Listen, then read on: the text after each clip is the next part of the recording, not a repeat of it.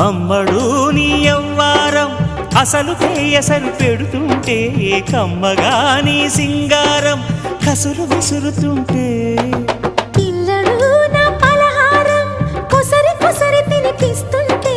మెల్లగా నీ వ్యవహారం కొసరు అడుగుతుంటే చిన్ననాడి అన్న ప్రాసన అయ్యిందో కన్నెదాని వన్నె ప్రాసన అవ్వాలోయ్ అమ్మ చేతి గోరు ముద్ద తిన్నాను అందగాడి గోటి ముద్ర కావాలో